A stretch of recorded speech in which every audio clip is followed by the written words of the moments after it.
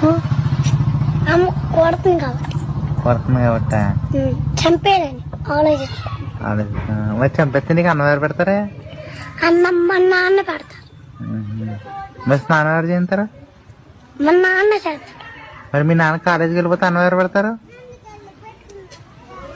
అన్నం మా నాన్న పెడతాడు. అమ్మ వద్దయితే నీకు? వద్దు, అమ్మని మానేస్తాను. మానేస్తావా?